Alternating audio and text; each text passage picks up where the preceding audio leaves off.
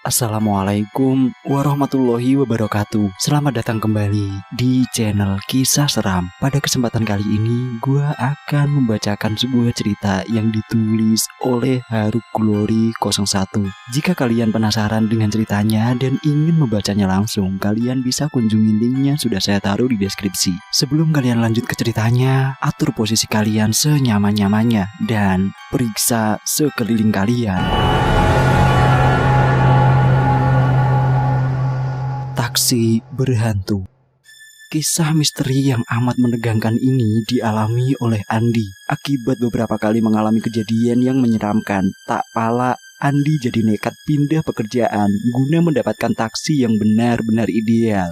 Tak sanggup rasanya dia harus selalu berhadapan dengan berbagai peristiwa aneh yang membuat bulu romanya selalu meremang. Awalnya Andi memilih pekerjaan jadi sopir taksi karena perusahaannya yang dulu bangkrut. Setelah kesana kemari, ditambah dengan sulitnya mencari pekerjaan, akhirnya dia pun bertekad untuk mencoba menjadi supir taksi. Kebetulan menurut pemimpin Pol yang didatangi, ada sebuah taksi yang nganggur dan bahkan telah lama tidak beroperasi. Tidak ada yang berani mengoperasikannya, kata si pemimpin Pol. Memangnya kenapa dengan taksi itu, Pak? Tak tahulah, tapi katanya mobil itu berhantu, jelas si pemimpin Pol. Meski terdengar aneh, tetapi Andi mengacukan hal itu. Sedikit pun tidak terlintas dalam benaknya untuk bertanya lebih jauh. Nyatanya tak ada yang aneh barang sedikit pun. Setelah seminggu, Andi mengoperasikan taksi itu.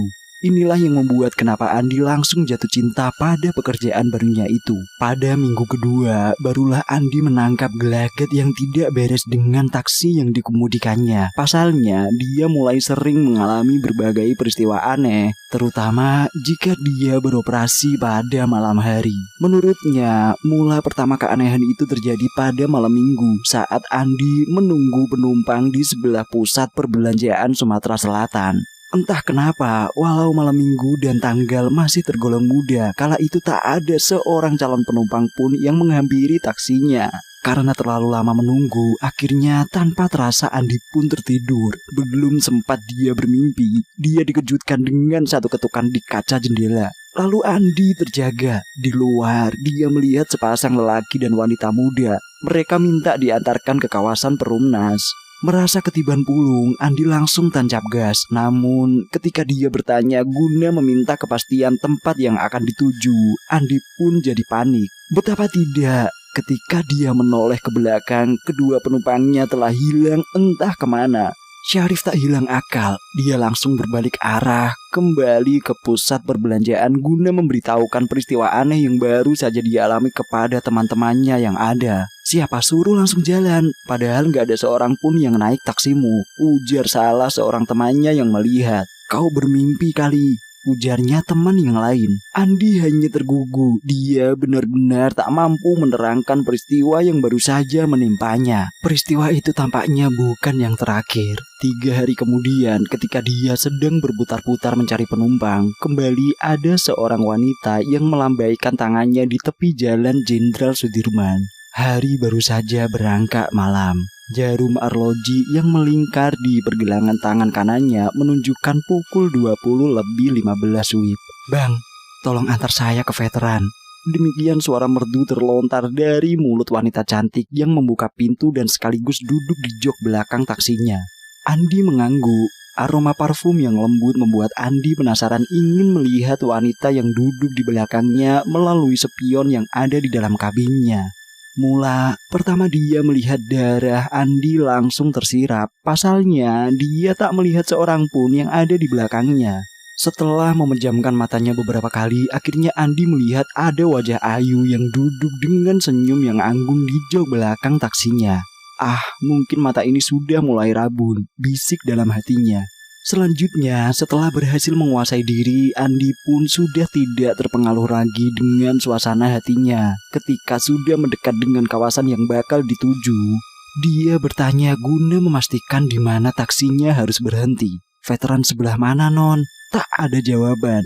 Ketika dia menoleh ke belakang, darah Andi pun berdesir kencang. Tak ada seorang pun yang duduk di jok belakang mobilnya. Tubuh Andi langsung lemas. Ternyata untuk kedua kalinya dia mendapatkan penumpang makhluk halus. Dan dengan perasaan tak menentu, Andi pun mengemudikan taksinya tanpa tujuan.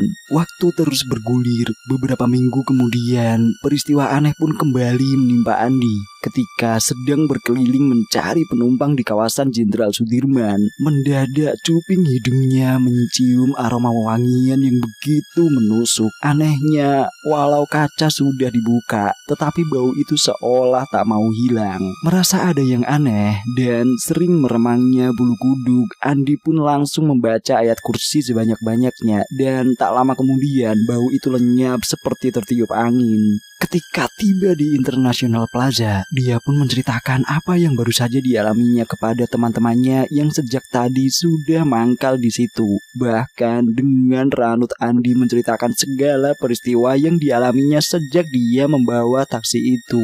Malam itu, barulah Andi mendapatkan jawaban dari apa yang selama ini dialaminya. Menurut salah seseorang rekannya, taksi yang selama ini dikemudikan Andi ternyata pernah mengalami kecelakaan yang sangat dahsyat. Bahkan pengemudi dan sepasang muda-mudi penumpangnya tewas di tempat kejadian dan dalam keadaan yang sangat mengenaskan.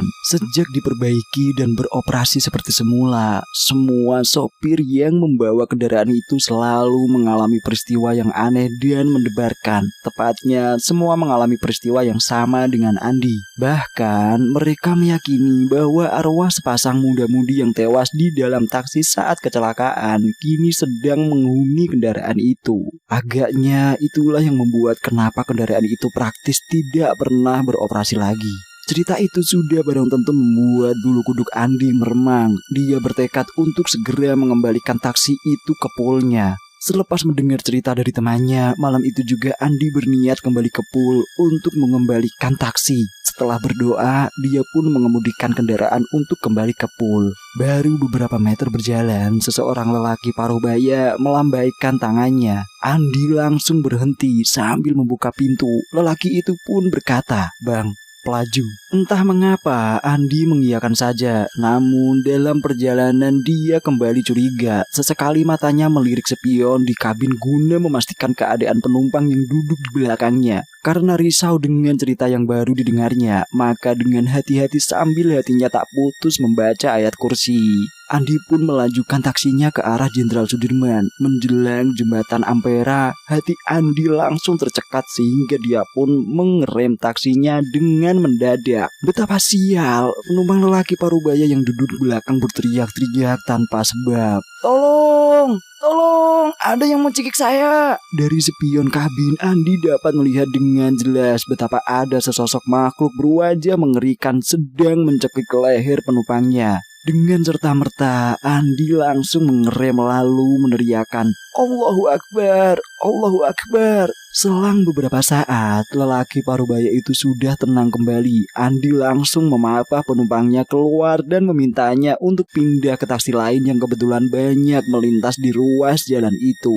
Seolah faham, lelaki itu pun membayar sambil mengucapkan terima kasih. Andi menolak, dia merasa tak layak menerimanya. Malam itu juga setelah hatinya mulai tenang, Andi pun memacu kendaraannya ke pool. Dia berniat akan menceritakan segala peristiwa yang dialaminya kepada pemimpin pool dan meminta kebijaksanaan untuk mendapatkan taksi yang lain yang tidak dihuni oleh makhluk halus. Selesai. Terima kasih sudah mendengarkan cerita kali ini. Buat kalian yang baru bergabung di channel ini, saya ingatkan untuk subscribe dan nyalakan tombol notifikasinya agar kalian tidak ketinggalan cerita-cerita yang baru dari channel ini. Dan kalian juga bisa mengecek playlist kami. Di sana kami sudah menyiapkan beberapa judul cerita yang lain untuk disajikan kepada kalian para pendengar. Sekian dari saya, sampai jumpa di lain kesempatan. Assalamualaikum warahmatullahi wabarakatuh. Salam misteri.